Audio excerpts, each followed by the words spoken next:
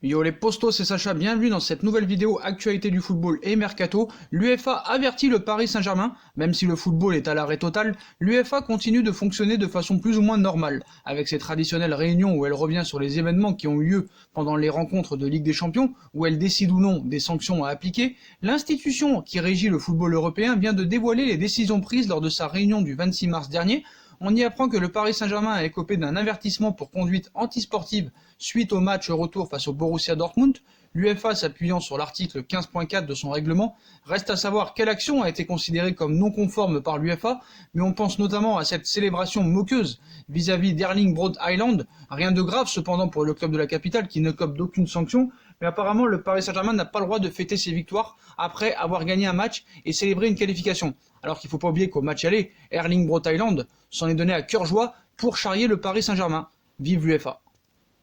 On passe à Alain Laroche qui a allumé Navas. Malgré les mesures de confinement en France à cause de l'épidémie, le gardien du Paris Saint-Germain, Keylor Navas, 33 ans, 21 matchs en Ligue 1 cette saison, a décidé d'affréter vendredi dernier un vol privé pour rentrer chez lui au Costa Rica, une attitude fustigée par l'ancien joueur du Paris Saint-Germain, Alain Roche, où il cite: autant on pouvait admettre le départ des Brésiliens du Paris Saint-Germain et d'Edinson Cavani pour l'Uruguay, mais là, le confinement était acté depuis 15 jours, et c'est cela qui me dérange. Je ne pense pas que les conditions de vie de Keylor Navas soient terribles à vivre à Paris. Il y en a qui font beaucoup plus de sacrifices que lui. Je suis déçu et je ne m'attendais pas à ça. Ce qui m'inquiète, c'est que j'ai l'impression que cela arrive seulement au Paris Saint-Germain, a déploré le consultant pour la radio Europe 1. Lié à une arnaque, Kylian Mbappé contre-attaque. Un article publié au début du mois de mars sur internet et diffusé sur des sites de streaming. Utiliser Kylian Mbappé pour vanter les mérites d'un placement douteux dans les crypto-monnaies. On peut y lire que l'attaquant du Paris Saint-Germain a notamment participé aux émissions Touche pas à mon poste et Quotidien pour faire la promotion de cette méthode incroyable pour devenir riche presque instantanément. Sauf que tout cela est faux et que les propos du Français ont été totalement inventés. Selon l'équipe, le Parisien a donc saisi la justice pour l'usage à son insu de son image et de son nom. En réalité, ces pages servent à hameçonner les futures victimes, explique la commissaire divisionnaire Anne-Sophie Coulbois, chef de l'Office central pour la répression de la grande délinquance financière, dans les colonnes du quotidien sportif. Thomas Meunier prend la parole pour parler de son futur. En fin de contrat en juin prochain, le latéral droit du Paris Saint-Germain, Thomas Meunier, 28 ans, 16 matchs en Ligue 1 cette saison, a été annoncé avec insistance au Borussia Dortmund ces dernières semaines. Pas inquiet pour son avenir malgré la crise sanitaire actuelle et l'impact économique sur le monde du football, l'international belge a réalisé une mise au point pour la RTBF. Il cite un joueur libre, international, qui joue dans l'équipe numéro 1 mondiale au classement FIFA et qui a 28 ans, ça ne peut pas être un mauvais achat. Même si je chope une gangrène et qu'on doit me couper une jambe, les clubs n'ont pas grand-chose à perdre au niveau de l'investissement. Et je pense qu'ils le savent, ils ont tout à gagner avec moi. Tout ce qui circule sur moi, sur les réseaux sociaux par rapport au Borussia Dortmund, je ne le comprends pas. J'ai vu autant d'articles me liant à Tottenham ou à l'Inter de Milan. Je ne comprends pas cet engouement. Mon objectif principal, c'est toujours de rester au Paris Saint-Germain. Mais pour l'instant, c'est assez calme, a fait savoir le Parisien. Rai convaincu que l'histoire entre Neymar et le Paris Saint-Germain sera très belle. Dans un entretien accordé à France Football mardi, Rai, légende du Paris Saint-Germain lors du siècle dernier, a affirmé qu'il était convaincu que l'histoire entre Neymar et son ancien club allait devenir très belle. Il cite « Il est en train de construire son histoire avec Paris et je suis certain qu'elle sera très belle ». 22 ans après son départ sous les hurrahs du Parc des Princes, Rai est persuadé que Neymar peut lui aussi conquérir le cœur des supporters du Paris Saint-Germain. Dans une interview accordée mardi à France Football, le champion du monde 94 a dit tout le bien qu'il pensait de son jeune compatriote brésilien. Il cite « Paris a de la chance de posséder un génie du jeu », a rappelé l'ex numéro 10 du mythique club de la capitale dans un premier temps. Il cite et continue: il a démontré maintes fois, encore récemment contre le Borussia Dortmund, il a les moyens de mener le club jusqu'au bout de ses ambitions. Par ses larmes après la victoire, il a révélé son côté humain, toute la volonté qu'il a en lui pour faire gagner le Paris Saint-Germain, a ajouté Rai. Ce n'est pas évident d'être Neymar, c'est un phénomène dont chaque geste est scruté dans le monde entier. Ce n'est pas facile pour lui, mais Neymar réussira au Paris Saint-Germain. Avant de devenir l'idole du Parc des Princes, Rai avait mis quelques mois avant de montrer toute l'étendue de son talent. Neymar enchaîne lui les buts, les belles actions et les succès en Ligue 1 depuis son arrivée à l'été 2017, mais il n'a toujours pas la même cote de popularité que Rai. Son départ manqué au FC Barcelone avait créé une fracture avec les supporters du Paris Saint-Germain, puis le Brésilien avait répondu par un but d'anthologie face au Racing Club de Strasbourg. Ne manque plus qu'un très beau parcours en Coupe d'Europe pour tout oublier et que l'histoire soit vraiment belle.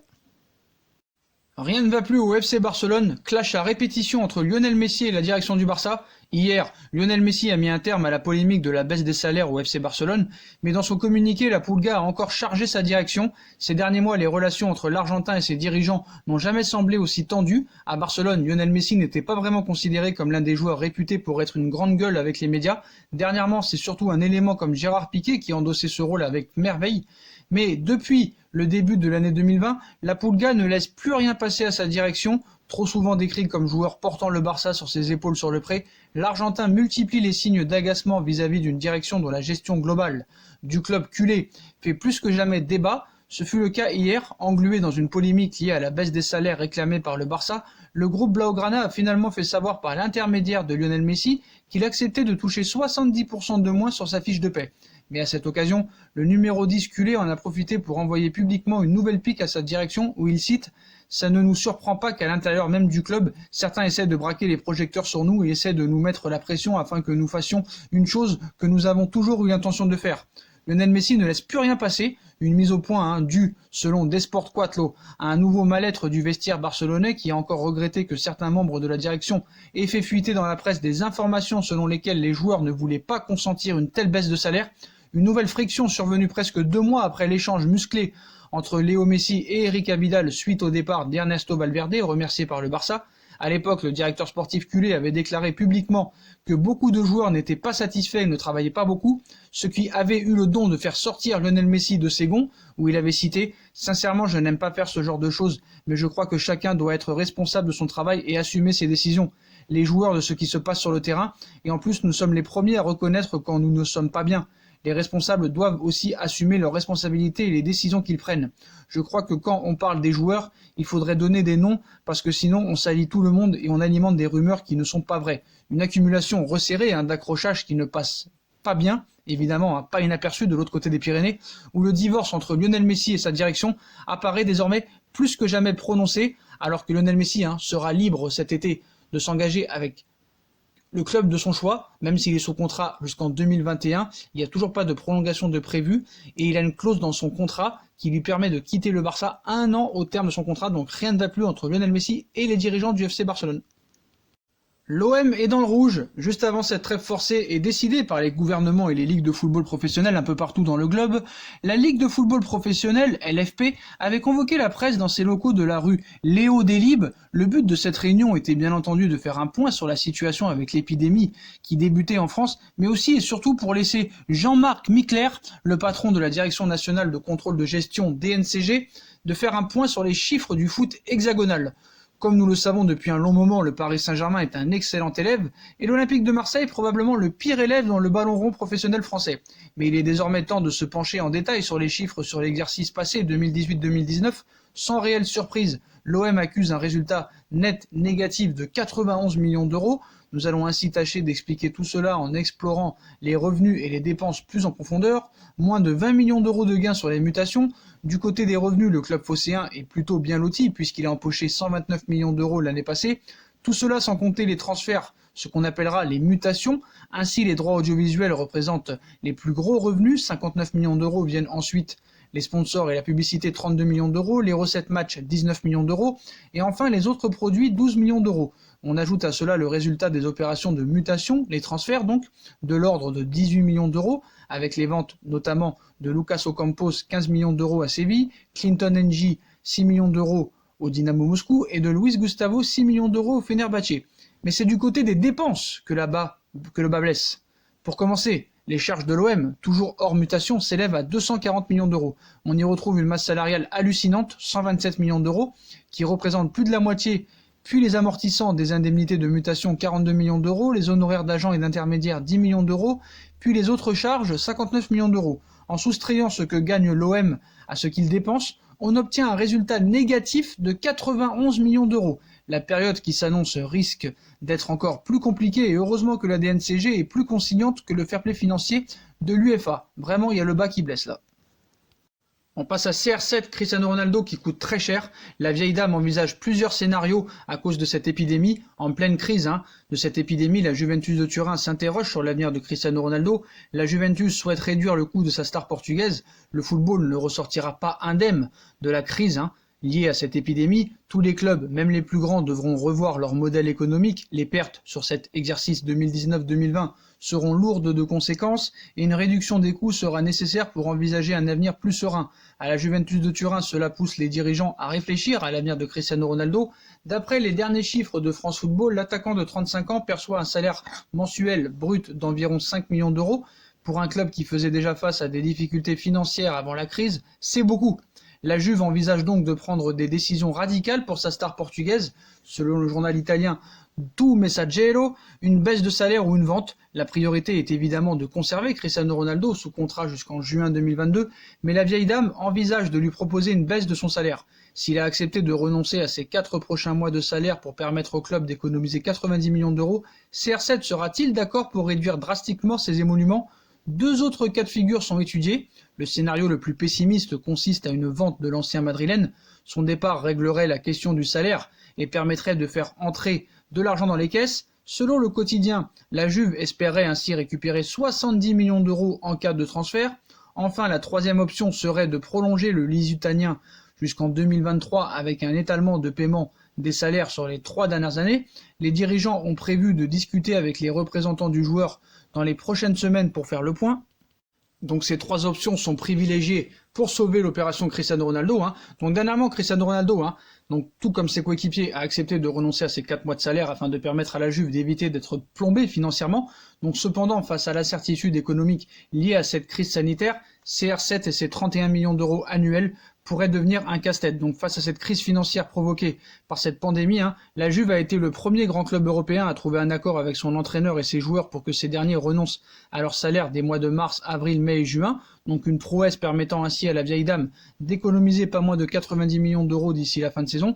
Donc cependant, on a dit quand même que le cas de Cristiano Ronaldo, qui a donc renoncé à 10 millions d'euros, commence à trotter dans les têtes turinoises. Donc il est encore trop tôt pour savoir quelles réponses financières apporteront les dirigeants de la vieille dame, mais le quotidien assure qu'un plan économique est en réflexion afin de garantir le futur de CR7 dans le Piémont, car l'opération Ronaldo pèse très lourd. La Juve avait recruté le Portugais pour franchir un cap commercial mais aussi sportif, notamment en Ligue des Champions. Sur le terrain, l'objectif n'est pas encore atteint. Éliminé par l'Ajax la saison dernière et battu par l'Olympique Lyonnais en 8e de finale aller de la Ligue des Champions. Donc la Juve commence à penser vraiment sérieusement au casse-tête CR7. Et en coulisses, les incertitudes économiques liées à cette crise actuelle sèment le doute dans la tête des dirigeants bianconeri en vue de la saison prochaine. En clair, si la vieille dame doit revoir certains accords financiers à la baisse, les 31 millions d'euros annuels de CR7 risquent d'impacter plus fortement ses comptes. Donc pour le journal, 3 options s'offrent donc au Piémontais. La première serait une vente. La Juve réclamerait au moins 70 millions d'euros pour son joueur de 35 ans, mais ce scénario est très peu probable. La deuxième consisterait à maintenir un statu quo avec un CR7 honorant son bail jusqu'à son terme en 2022, une option qui ne changerait rien et donc pas très intéressante en cas de coup dur financier pour la Juve. Enfin, la troisième voie explorée mènerait à une prolongation avec une réduction de salaire afin de faire baisser la somme d'argent qu'il reste à payer à la Juve et la laisser filer sur 3 ans au lieu de 2. Autant de scénarios qui sont encore loin d'être une réalité, mais une chose est sûre, le débat risque de revenir sur le devant de la scène si la crise sanitaire et donc financière perdure. Voilà les postos, voilà pour toutes les infos de cette matinée. Comme d'habitude, dites-moi en commentaire ce que vous en pensez.